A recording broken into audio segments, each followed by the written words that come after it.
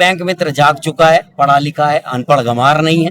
प्रत्येक बैंक मित्र एक IT expert है ना। और जब वो अपनी पे आ जाएगा, ये भारत की 70% आबादी को हम सीधा कनेक्टेड करते हैं, जब वो अपनी पे आ जाएगा तो सरकार कैसे बदल जाएगी इनको पता नहीं चलेगा। आपसे हम आपको इसी पंचवर्षीय में दूसरे और तीसरे स्थान पर पहुंचा देंगे। बस ये बिचौलियों को आप हटा दीजिए, फिर हमारा काम देखिए। नमस्कार दोस्तों, मैं यहाँ जंतर मंतर पे अवेलेबल हूँ, जहाँ पे आप देख सकते हैं यहाँ पे राष्ट्रीय अध्यक्ष मजदूर संघ के लोग यहाँ पे खड़े हुए हैं। काफी तादाद में लोग खड़े हुए हैं। जैसा कि मैं दिखाना चाहता हूँ आपको, इनका कहना है कि इनका कुछ बकाया राशि है जो कि 2014 से जो मोदी जी ने बोला था इनका बैंक अकाउंट खोलने का, जो जनधन राशि का था, वो अभी तक इनको प्रॉपर तरीके से, समझ तरीके से उनको अभी तक नहीं दिया गया है। इनके बारे में हमसे बात करना चाहते हैं। आप क्या कहना चाहते हैं यहाँ पे, क्यों आप इकट्ठा हुए हैं यहाँ पे? आप मैं राष्ट्रीय अध्यक्ष BMFI bank Mitra federation of India Neeraj Gupta इस चौथे स्तंभ के माध्यम से कहना चाहता हूँ, माननीय मोदी जी, आपने जो जनधन खाते खुलवाए उसमें प्रोत्साहन राशि के रूप में 5,000 रुपये की बात कही। आज तक हम लोगों को प्राप्त नहीं हुआ, और हो भी रहा है तो कहाँ है हमें जानकारी में नहीं है। आज वो राशि लगभग 7 से 7,20,000 रुपये होती है। तो आपने हमें नाम तो दे दिया मित्र, बैंक मित्र नाम दे दिया। मित्र तो होते थे भगवान कृष्ण और सुदामा, तो ऐसा मित्र बना लीजिए। और वास्तविक रूप से हमने आज GDP में बहुत बड़ा योगदान दिया है। हमारे बैंक मित्रों ने एक महीने में करोड़ों रुपए का लाभ, जो आज वंचित था गांव का एक एक व्यक्ति, उस गांव के व्यक्ति का खाता हमने खोला है। आज जो गांव में हमारा पैसा स्टोर करके रखा जाता था, वो पैसा हम उठाकर बैंकों में लेकर आए। आज बैंकों ने लोन बढ़ा है तो वो हमारी ताकत है। हम भारत में जम्मू कश्मीर से लेकर कन्याकुमारी तक हम लोग हर गांव कुचले में हैं, और हमारी ताकत को पहचाना जाए। हम लोग 20 लाख हैं, 2 करोड़ स्वयं हम मतदाता हैं, और आज हमने भारत की 70% आबादी को मतलब हम लोग रोज़ फेस आउट करते हैं।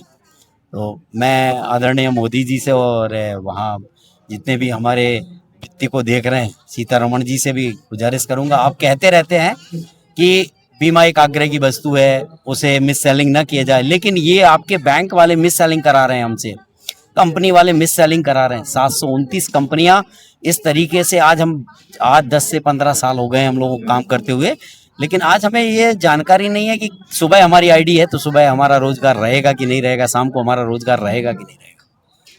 आप जो हैं एक पर्टिकुलर एक बैंक से हैं कि सारे के जितने संघ के PSU बैंक में जो होते हैं उन्हीं के सारे के, मतलब अपनी प्रॉब्लम लेके आए हैं अपने आप? यहाँ पर राष्ट्रीयकृत 14 बैंकों को सम्मिलित किया गया है। कौन कौन से नाम है जरा बताएंगे? स्टेट बैंक है, PNB है, CBI है, BOP है, BOI है, इस प्रकार से मतलब सारे PSU बैंक जो गवर्नमेंट के बैंक अंडर में आते हैं, वो आप उनकी जितने भी एम्प्लॉइज हैं 20 लाख, सारे के सारे इंक्लूड इन्हीं में ही आते हैं? बिल्कुल इन्हीं में इंक्लूड होते हैं। 796 पूरे जिलों में हमारी यूनिट तैयार हो गई है। सभी अभी 14 से 15 राज्यों में हमारी यूनिट बिल्कुल एकदम सक्रिय रूप से काम कर रही है। और अभी हमने गया की धरती पर भी अभी एक मीटिंग की। इसके पहले कोडरमा में मीटिंग की, बनारस में मीटिंग की। हर राज्यों में हमारा हर महीने मीटिंग होती है। तो इन सब का उद्देश्य एक ही है, भाई किसी को पीठ से मत जोड़िए, पेट से जोड़िए। पेट से जोड़िए, आपको कुछ मिलेगा। और आज इसमें सबसे बड़ा प्रॉब्लम ये है कि सारा पैसा हमारा, सारा जो सिस्टम लगा है वो हमारा, और जान हथेली पर लेकर, क्योंकि आप जानते हैं बैंक का काम कर रहे हैं, हमें कोई सुरक्षा कर्मी तो मिल नहीं रहा, सारा कुछ हमारा है, जान हथेली पर लेकर हम काम कर रहे हैं। कोरोना का समय हो, जिस समय लोग डर रहे थे, लोग माता पिता बच्चों से दूर थे, बच्चे माता पिता से दूर थे, लेकिन हम लोग अंगूठा पकड़ के 500 की राशि दे रहे थे, जिससे कि गरीब का चूल्हा जलता रहे। वो हम लोगों ने किया। हम लोगों ने अपने बीवी बच्चों से, अपने माता पिता से दूर एक कमरा लेके हम लोग रहे। और उसमें भी हमारे बैंक मित्र बहुत शहीद हो गए। उनको 10 लाख रुपया, जबकि एक स्वीपर को 50 लाख का बीमा दिया गया था। बैंक मित्र शहीद हो गए? हाँ। वो किस कारण हुए थे? वो कोरोना से खत्म हो गए। कोरोना से खत्म हो गए। और एक बड़े दुख की बात है कि हम लोग इतना वित्तीय काम कर रहे थे, हमें 10 लाख का बीमा दिया गया था, और जो सुपर था उसे 50 लाख का बीमा दिया गया, और वो 10 लाख भी नहीं दिया गया, आज तक नहीं मिले एक भी। मतलब मृत्यु के बाद वो बीमा उनको आज तक नहीं मिला है, आज तक किसी को नहीं मिला, किसी भी जितनी मृत्यु हुई थी उन किसी को बीमा नहीं मिला है। बैंक मित्र को नहीं मिला, मेरी जानकारी में एक भी बैंक मित्र को नहीं मिला। और दूसरी एक और बड़ी बात है, मूव लिंचिंग होती है, आप देखते हैं मूव लिंचिंग हुई और उसको 2 करोड़ 5 करोड़ का अलाउंस कर दिया जाता है, जिसका कोई मतलब नहीं है। मॉब लिंचिंग के बारे में जरा बताएंगे, जरा डिस्क्राइब। मॉब लिंचिंग मतलब एक समुदाय दूसरे समुदाय के अगर किसी व्यक्ति को मार देता है तो उस समुदाय का आग ना भड़के तो वो सरकार उसको ग्रांट दे देती है। यहाँ पर हम देख रहे हैं, हम वित्त का काम कर रहे हैं, हमारी लूटपाट होती है, तुरंत दड़ेगम हमारी गोली मार दी जाती है, 1 रुपया ना बैंक वाला हमारे घर में 2 आंसू बहाने आता है, पैसे तो गए भाड़ में, ना बैंक का कोई मैनेजर आता है हमारे यहाँ जिसके साल हम 10-10 साल काम कर रहे हैं, ना कोई कंपनी का व्यक्ति हमारे यहाँ आंसू बहाने आता है, और सरकार की बात कहें क्या, आज तक 5 पैसा नहीं दिया। ये बड़ा दुख की बात है। हम लोग आपको जीडीपी में ऊपर लेके जा रहे हैं और आप हमारे बारे में कुछ सोच ही नहीं रहे। बस आपका मतलब ये है कि आप काम करते जाओ, पैसे की डिमांड मत करना है यहाँ पर, और हमारा जो अधिकार है हम कोई उससे नहीं मांग रहे हैं, हमारा अधिकार है। आज अब आप 5 ट्रिलियन मोदी जी इकोनॉमी बनाने की बात करते हैं, उसमें आपका सहयोग के बगैर वो नहीं हो पाता, और आप इस बात को अच्छी तरह जानते हैं। कोरोना के काल में, यहाँ तक नोटबंदी के काल के समय में भी जितना सहयोग आप लोगों ने किया उतना सहयोग किसी ने नहीं किया। 24 घंटे आप लोगों ने, मैंने सुना है, वहाँ पे काम किया था। अगर आप वित्तीय सहायता नहीं प्राप्त करते, क्योंकि लोगों को बिना पैसों के आप कैसे सहायता कर लेंगे जब बैंक से पैसे निकलेगा ही नहीं, उस टाइम आपने अपनी मतलब पूरी जान लगाकर आपने इतने लोगों की सेवा करी, उसके बावजूद गवर्नमेंट ने आपकी नहीं सुनी है। और वो अभी भी आपने जो आवेदन है वो किस तरीके से गवर्नमेंट तक पहुंचाया है? अभी तक हमने सारे विधायक सांसदों को पत्र दिए, माननीय प्रधानमंत्री जी, वित्त मंत्री जी को पत्र दिए, इन सभी के माध्यम से हमने वहां तक सूचनाएं पहुंचाई। कितना समय हो गया इस बात को? इसको हम लोगों ने लगभग 4-5 साल पहले मध्य प्रदेश में 10,000 पत्र लिखे थे माननीय प्रधानमंत्री। 4-5 साल पहले मध्य प्रदेश में इन्होंने वित्त मंत्री जी को पत्र लिखे थे, वहां से कुछ आया? अभी तो ऐसा कोई आश्वासन नहीं है या कोई भी रिटर्न, कोई भी ऐसा कुछ नहीं आया जिसपे हम संतोषजनक कुछ बात कर सके। ये बहुत ही विडंबना वाली बात है। और अभी भी आपका ये कब से चालू हो रहा है? ये हमारा आंदोलन लगभग 2 साल से सक्रिय हो गया है, और आज हम लोग पूरे 796 जिलों में सक्रिय हैं, और मैं बिल्कुल आपके चौथे स्तंभ के माध्यम से आगाह कराना चाहता हूं इस सरकार को कि जो बैंक मित्र के हित की बात करेगा वही देश पर राज करेगा, क्योंकि हम सीधा एक एक हितग्राही को पैसा हम देते हैं। आपने तो पैसा डाल दिया, चाहे वो आपका पैसा कोई पेंशन का पैसा हो, विधवा पेंशन हो, वृद्ध पेंशन हो, या आपका बच्चों के स्कॉलर्स हो, या आपके जो आपका गृह निर्माण के लिए मिल रहा है पैसा वो हो, या आपकी लाडली बहना योजना हो, कुछ भी हो, सारा पैसा हम लोग डिस्ट्रीब्यूट कर रहे हैं। और वो भी कैसे डिस्ट्रीब्यूट करते हैं, ये बड़े कमाल की बात कहें आपसे। पैसा हमारा होता है, हमारा पैसा 2-5 लाख रुपए लेके हम बैठते हैं अपना खुद का पॉकेट से, और वो दूसरे दिन हमें बैंक पैसा देती है रिटर्न हमारे खाते में। उसकी रखवारी भी हमें करना है, अगर वो लूटपाट हो जाता है वो पैसा तो वो हमारे ही जेब से चला गया, वो भी हमारी उसका कोई इंश्योरेंस नहीं। हमारी निर्मला सीतारमण जी का हर साल या बजट आता है इनका, उस बजट में आपके लिए कुछ आवंटन इस बार किया गया है कुछ वहां से? नहीं, वहां से केवल एक बात आती है, हमारे बैंक मित्र साथियों ने, ये बैंक मित्र साथी भी नहीं बोलते, वो बोलते हैं कि हमारे बैंकों ने और बैंक कर्मियों ने, वे कर्मी बोल देते हैं, लेकिन कोई अभी तक हमारे लिए तो कोई बजट नहीं बना है ना, और शायद सुनवाई हो जाए आप लोगों के माध्यम से, अगर बात पहुंच जाए तो। आपको कुछ अभी तक बैंकिंग के मतलब बैंक के थ्रू आपको कुछ सुविधा अभी तक प्रोवाइड की जा रही है? कुछ समस्या है आप बताना चाहते हैं? सुविधाएं ये थी, पहले एटीएम मशीन दी जाती थी, पहले बैनर पोस्टर के लिए पैसा दिया जाता था, और हम लोग सीधा बैंक से थे, हम लोगों को बिजनेस कॉरेस्पॉन्डेंट कहा जाता था। जब 2006 की बात है, मनमोहन सरकार ने इसकी उत्पत्ति की थी।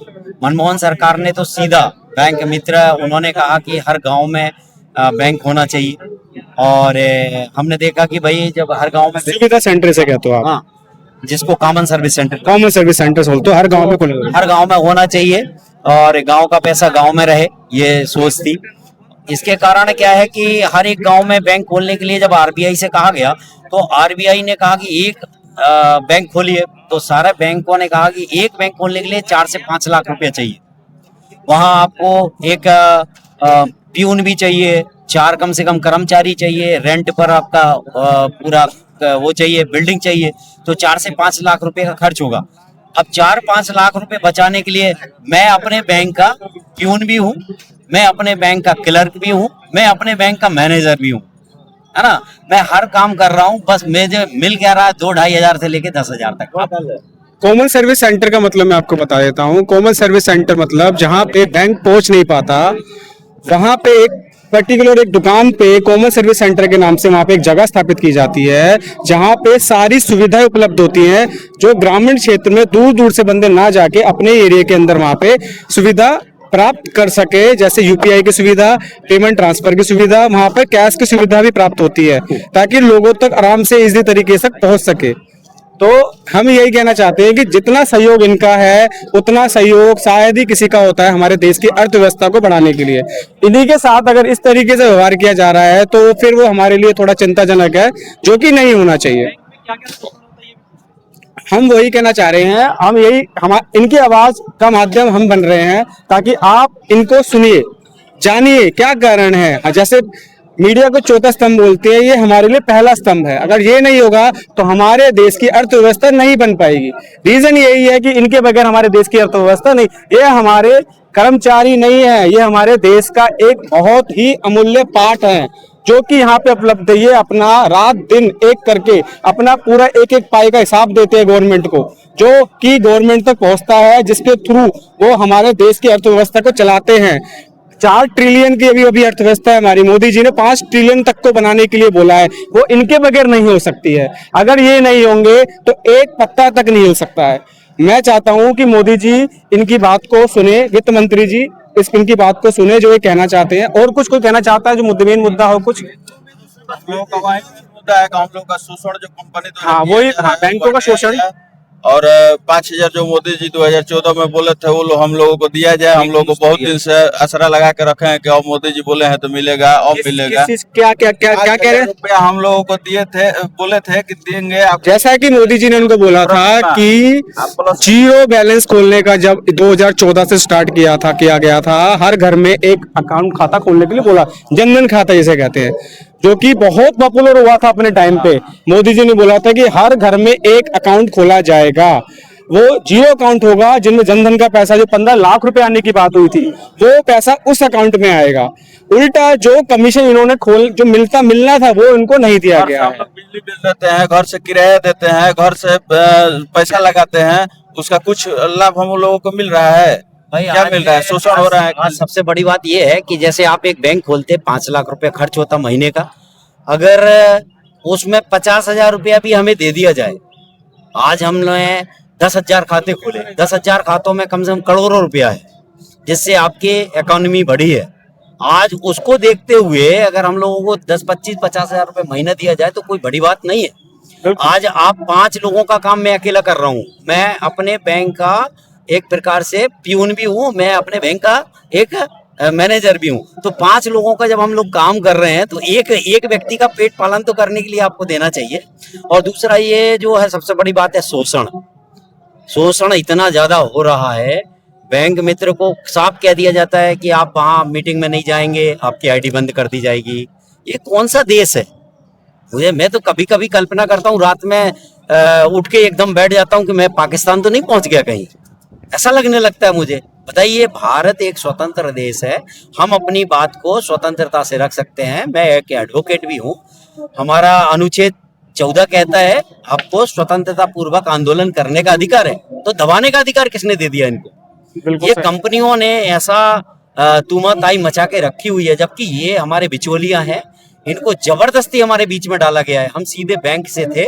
हम मात्र मोदी जी से एक बात कहना चाहते हैं, आप यदि तीसरे स्थान पर पहुंचना चाहते हैं, हम पूरे बैंक मित्र आज वादा करते हैं, हमने वास्तविक रूप से अपने घर परिवार को छोड़कर, हमने कोरोना में भी आपकी मदद की, हमने वास्तविक रूप से नोटबंदी में मदद की, और ऐसी मदद का ऐसा नतीजा मिला कि आज आयकर विभाग हमारे कुछ बैंक मित्रों के पीछे पड़ा हुआ है। अब आपने बताया ही नहीं कि किन खातों में लेन देन करना है, किन में नहीं करना है। भाई हमें जो कंपनियां बिचौलिया रखा हुआ था वो काहे के लिए रखा था कि आप इनको टेक्निकल सपोर्ट प्रोवाइड करना, इनको कुछ जानकारी नहीं है तो इनको देना। उन्होंने कुछ नहीं दिया, हम लोगों ने जो अपने ही खातों में लेन देन कर दिया। अनलीगल नहीं था, वो लीगल था, कस्टमर का पैसा था, कस्टमर का पैसा हम लोगों ने बदला। आज हमारे बैंक मित्रों के लिए नोटिस जा रहे हैं, 1-1 करोड़ का नोटिस जा रहा है। बेचारा पूरा जमीन जायदाद बेच देगा, उसके पास 1 करोड़ रुपया नहीं। किस चीज का नोटिस जा रहा ये है? नोटिस जा रहा है आयकर इनकम टैक्स विभाग से। ट्रांजेक्शन, कौन सी क्या? हाई वैल्यू ट्रांजेक्शंस के लिए इनकम टैक्स का नोटिस जा रहा है। किन जीरो बैलेंस पे हाई वैल्यू ट्रांजेक्शन? ये क्या था कि हम लोगों ने जो उस समय नोटबंदी के समय पे नोट बदले थे, है ना? हाँ। तो उस समय क्या था कि हमारे जो खाते थे उन्हीं को सीधा बैंक से जोड़ा गया था। अब बैंक इनको आयकर विभाग को बताना चाहिए कि ये हमारा वॉलंटियर है ना, ये इसका खाता है। तो ना बैंक, जब हम ये देखते हैं बैंक ने एक शब्द नहीं लिखा, हमारा बेचारा सीए लगा हुआ है, हमारा वकील एडवोकेट लगा हुआ है। अब हम अपना रोजी रोटी कमाएं, अपने बच्चों का प्रतिपालन करें कि एक एडवोकेट का पेट पालें, एक वकील का पेट पालें। अरे हमें 2, 5, 10 हजार मिल रहा है, उसको भी सुकून से नहीं खाने दे रही है कंपनी और ये सरकार। अब हम क्या करें?